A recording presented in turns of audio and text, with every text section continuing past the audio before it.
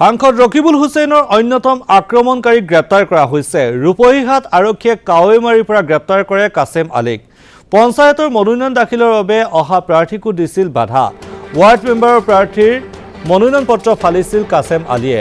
অন্যহাতে ডকাইতি কাণ্ডতো জড়িত ধৃত কাছেম আলীক আজি গ্ৰেপ্তাৰ কৰা হয়।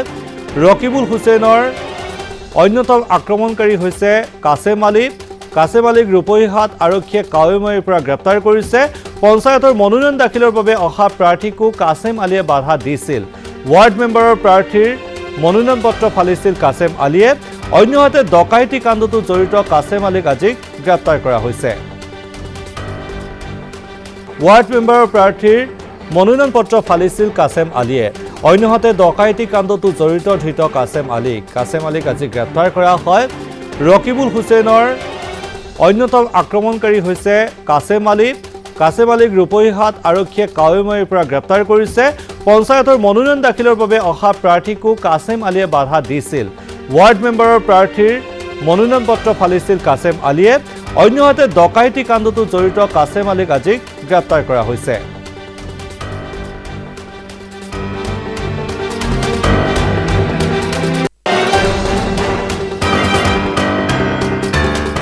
ৱাৰ্ড মেম্বাৰৰ প্ৰাৰ্থীৰ মনোনয়ন পত্ৰ ফালিছিল কাছেম আলীয়ে। অন্যহাতে ডকাইতি কাণ্ডতো জড়িত ধৃত কাছেম আলীক আজি গ্ৰেপ্তাৰ কৰা হয়। ৰকিবুল হুছেইনৰ অন্যতম আক্ৰমণকাৰী হৈছে কাছেম আলীক ৰূপহীহাট আৰক্ষীয়ে কাৱৈমাৰীৰ পৰা গ্ৰেপ্তাৰ কৰিছে। পঞ্চায়তৰ মনোনয়ন দাখিলৰ বাবে অহা প্ৰাৰ্থীকো কাছেম আলীয়ে বাধা দিছিল। ৱাৰ্ড মেম্বাৰৰ প্ৰাৰ্থীৰ মনোনয়ন পত্ৰ ফালিছিল কাছেম আলীয়ে। অন্যহাতে ডকাইতি কাণ্ডতো জড়িত কাছেম আলীক আজি গ্ৰেপ্তাৰ কৰা হৈছে।